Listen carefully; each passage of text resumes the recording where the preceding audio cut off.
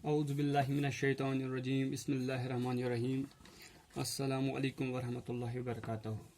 My dear students of class 11th, our subject is physics. Today our topic is experimental determination of gravitational constant. That's experimental determination of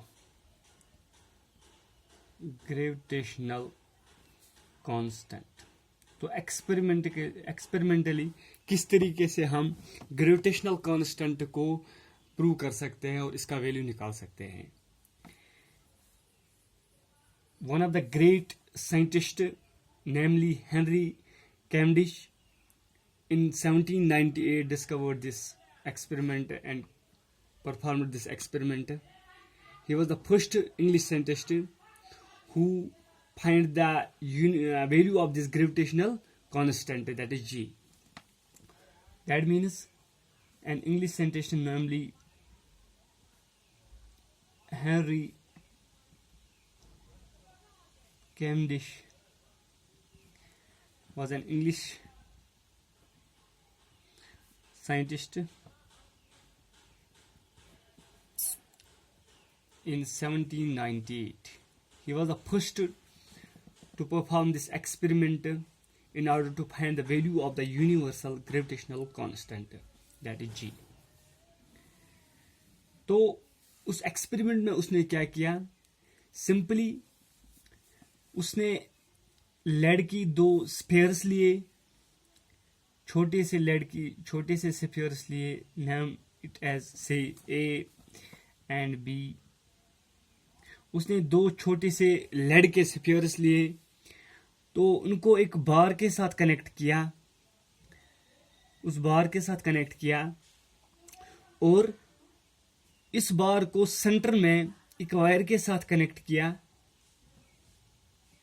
इस तरीके से, और इस wire को एक fixed rigid place के साथ एक रिजिड अटैचमेंट दी. तो इस तरीके से इसने इस एक्सपेरिमेंट को कैरी किया और उसके बाद उसने दो बड़े स्फीयर्स लिए, से for example S1 sphere and S2 sphere. ये भी लेड के थे. S1 एंड S2 स्फीयर उसने लिए, जिनको इसने इन छोटे स्फीयरों के साथ प्लेस किया. दोनों स्फीयर उसको एक पर्टिकुलर डिस्टेंस, एक कॉमन डिस्टेंस पे रखा. जितनी डिस्टेंस S2 को A से थी उतनी डिस्टेंस B से S1 की थी, और S1 और S2 को अपोजिट साइड में रखा. अगर S2 को A के राइट साइड में रखा तो S1 को B के लेफ्ट साइड में रखा, तो अपोजिट साइड में रखा. और इसकी वजह से जो है इस बार में टार्क एग्जिस्ट हो गया, तो ये इस सर्कुलर डायरेक्शन में घूमने लगा विद एन एंगल थीटा. तो मैं ये चीजें आपको कैलकुलेट करके भी दिखाऊंगा कि किस तरीके से फिर उसने ग्रेविटेशनल कांस्टेंट दैट इज जी का वैल्यू निकाला. तो उसने क्या किया, दो छोटे छोटे two small spheres of lead लिए, दैट्स A एंड B, और टू लार्ज स्फीयर्स भी लिए, और बिगर स्फीयर्स कह सकते हैं, वो भी लेड के थे. उनका नाम S1 एंड S2 है डेमोन्स्ट्रेशन में.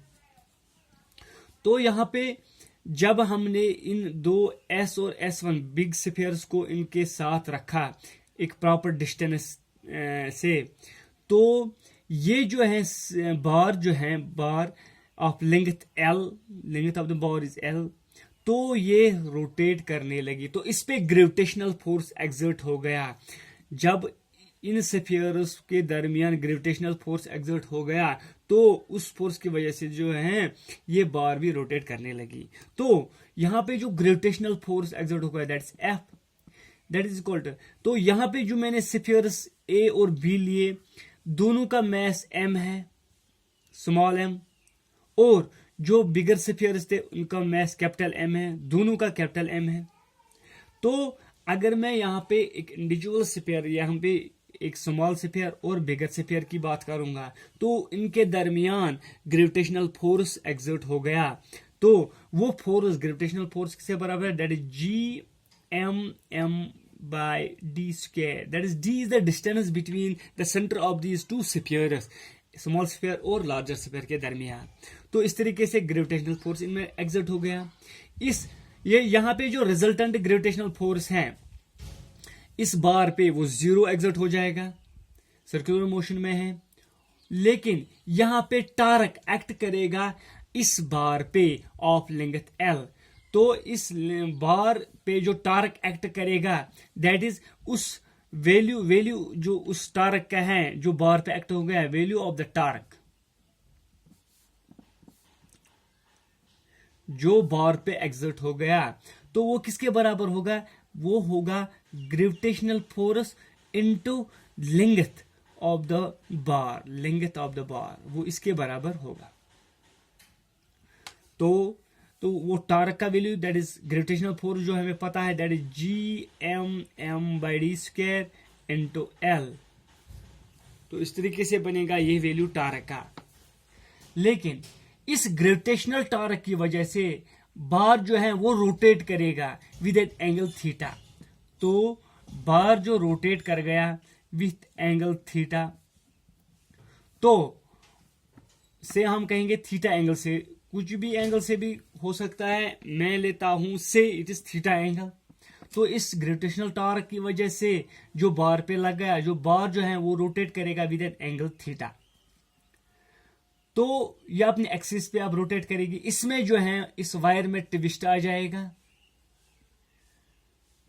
और ये जो टार्क है इसकी वजह से इस बार में एक वायर में रिस्टोरिंग टार्क आ जाएगा, दैट इज रिस्टोरिंग टार्क। से ए restoring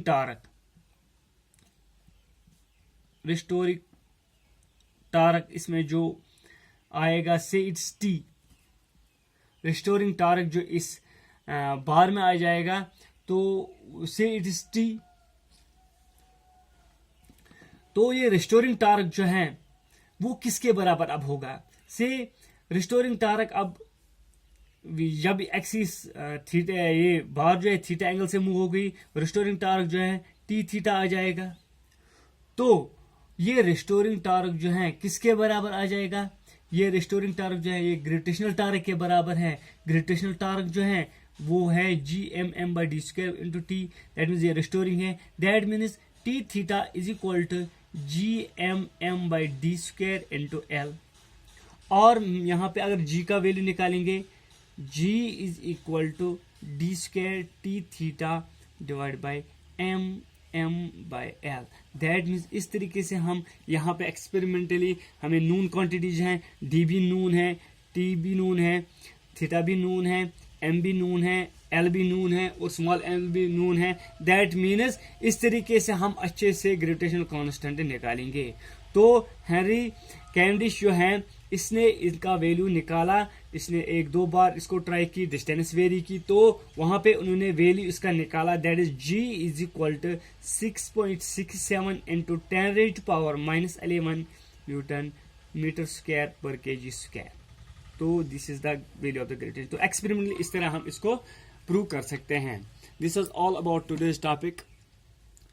Inshallah in the next day we will discuss new topic. Till then, stay home.